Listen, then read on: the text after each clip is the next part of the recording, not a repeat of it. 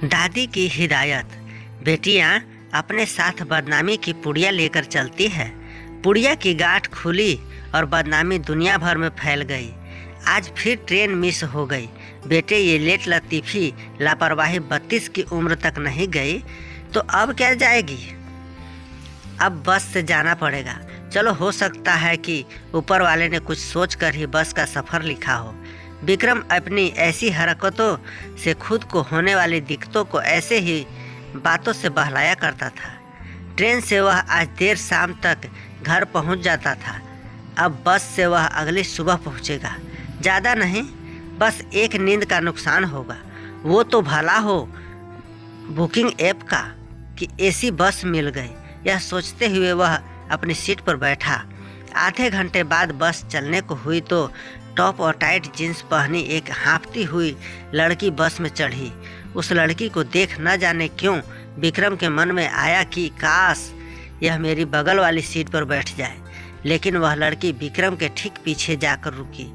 उसकी सीट शायद विक्रम के पीछे थी, जिस पर एक कपल बैठा था, जिनकी एक सीट विक्रम के साथ थी। उस कपल ने लड़की को कन्विंस कर लिया था कि वह उनकी सीट ले ले।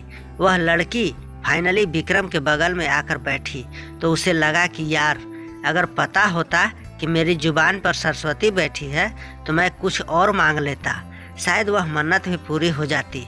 बस चलने लगी थी। इससे पहले कि वह लड़की सो जाए, विक्रम ने सोचा कि इसका नाम पूछ लेने में क्या हर्ज है। उसने बातचीत शुरू करने की कोशिश से कहा, हाय, माय नेम इज विक्रम। लड़की ने उसे कुछ पल को घूरा और फिर बोली, आई एम माधुरी। विक्रम ने तपाक से अगला सवाल दागा कि आप कहाँ तक जा रही हैं।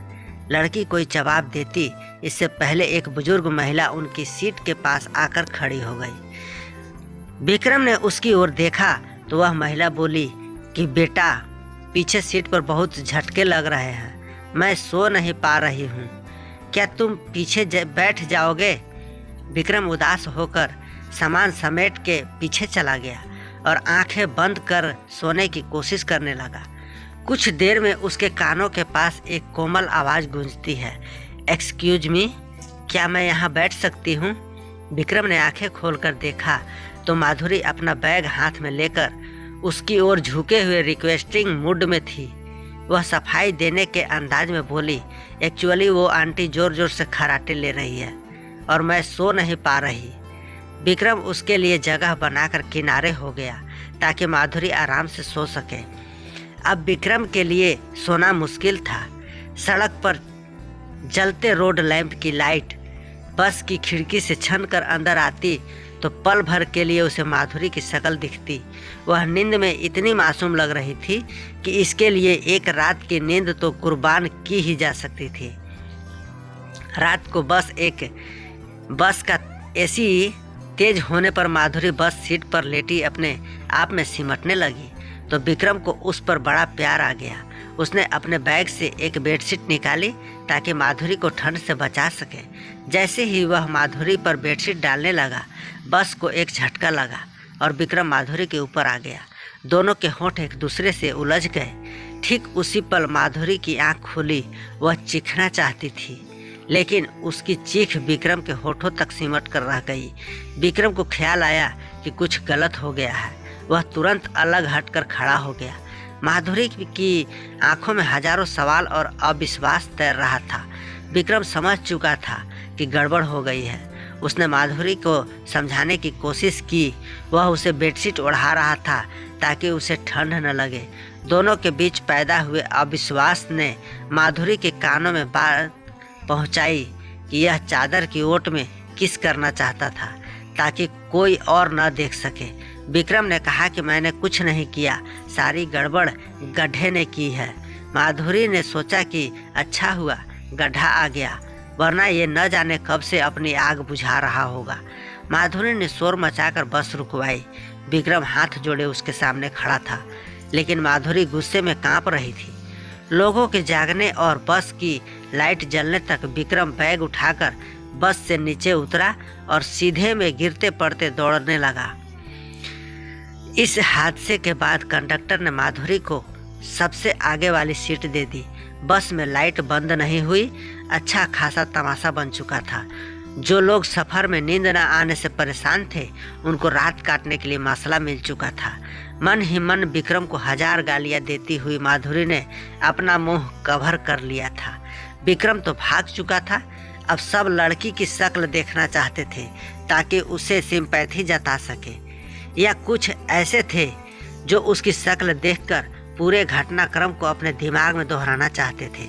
माधुरी को पछतावा हो रहा था कि उसने विक्रम को थप्पड़ मारकर मामला वहीं रफा दफा कर देना चाहिए था। इसमें उसकी क्या गलती है कि सब उसे ऐसे घूर रहे हैं? वो क्यों इनकी सवालिया नजरें झेले? गुस्से में उसकी आंखों से पानी बहने लगा। माधुरी को चिंता हुई कि उससे पहले यह बात उसके शहर और मोहल्ले तक न पहुंच जाए। ऐसी बातों के पैर तो होते नहीं, ये बातें तो हवा पर सवार होकर उड़ती है।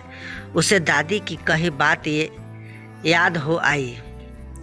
बड़े शहर जा रही हो, बेटियां अपने साथ बदनामी की पुड़िया लेकर चलती है। जरा सी लापरवाही की तो पुड़िया की गांठ खुली और बदनामी दुनिया भर में फैल गई। माधुरी अपने स्टॉप से 2 स्टॉप पहले उतर गई और भाई को फ़ोन कर वहीं बुला लिया। उसने पूछा तो माधुरी ने बस खराब होने का बहाना बना दिया। घर पहुंचकर भाई की कार रुके। माधुरी उससे पहले ही चलती कार से लगभग कूद कर उतरी। उसे पहचानने में गलती नहीं हो सकती थी। एक लड़का हाथ जोड़े खड़ा था। भले ही उसकी पीठ दिख रही थी, लेकिन यह विक्रम ही था। माधुरी ने पीछे से जाकर उसका कॉलर पकड़ लिया, लेकिन उसे तुरंत छोड़ना पड़ा क्योंकि उसके पापा उससे हंसकर बात कर रहे थे। उधर विक्रम की हालत काटो तो खून नहीं जैसी थी। उन्होंने माधुरी और विक्रम से पूछा कि क्या तुम ऐसे एक दूसरे को जानते हो? विक्रम हकला रहा था और माधुरी बिना कुछ कहे पैर पटकते हुए अंदर चली गई थी।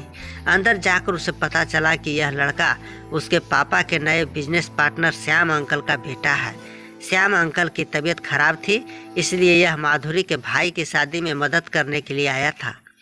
माधुरी का मन किया कि इसकी हरकत चीख चीख कर बता दे, लेकिन वह बस में सबकी नज़रों को याद कर रुक गई।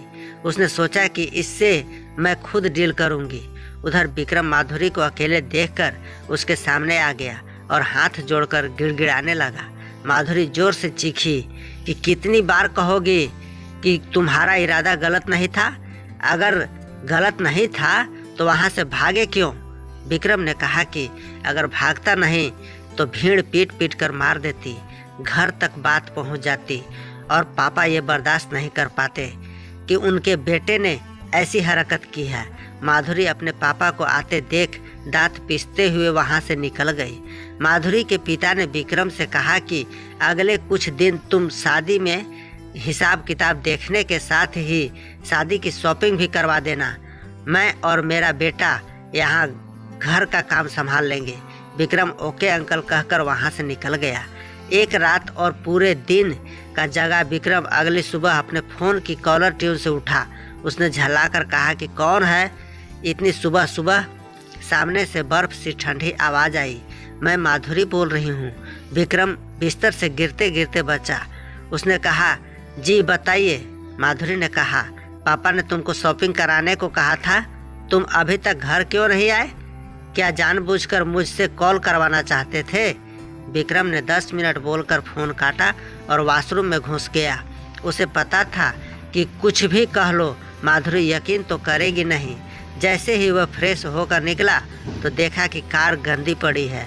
उसने बाइक की चाबी ली और चिल्लाते हुए बोला पापा कार साफ करवा दीजिएगा, कुछ दिन इसकी ज़रूरत पड़ेगी।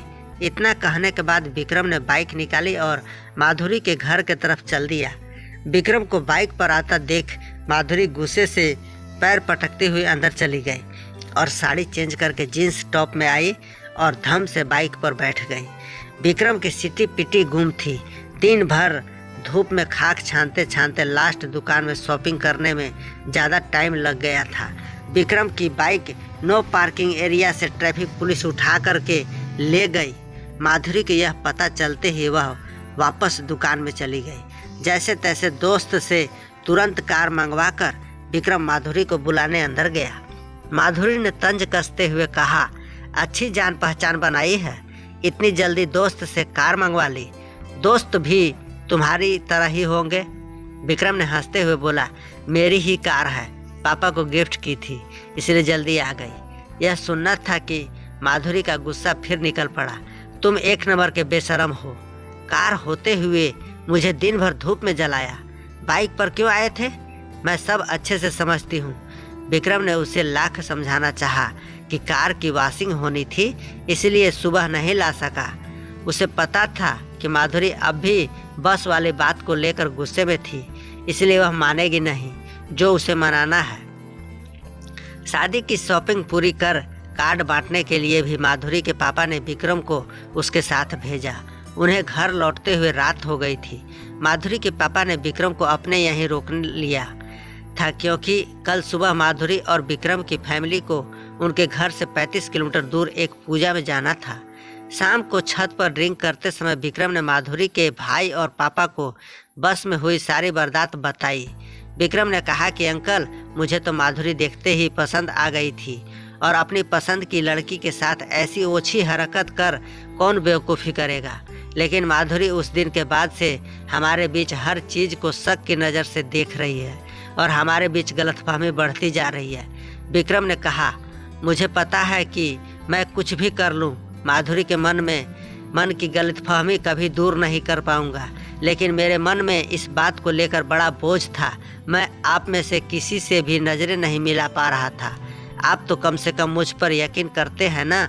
माधुरी के पिता ने कहा, तुम्हारे मन में पाप नहीं है इसलिए तुमने हमें यह बात बताई, वरना हमें तो पता भी ही नहीं चलता और तुम चाहते तो इसे छिपा सकते थे। हमें तुम पर यकीन है। उन तीनों को नहीं पता था कि दीवार के पीछे खड़ी माधुरी यह बात सुन रही थी। उसके चेहरे पर भी सच जानकर सुकून भरी मुस्कुराहट और आंखों में आंसू थे, जैसे किसी आरोपी पर जज को भरोसा हो और उसके निर्दोष साबित होने से जज को खुशी हो। उन तीनों के सामने आने से पहले माधुरी ने अपने आंखों से आंसू पोंछे और कहा कि पापा, मेरे लिए भी एक ड्रिंक बनाइए और इस इंसान को हमारे घर में मत सुलाना। आजकल किसी का भी भरोसा नहीं कर सकते।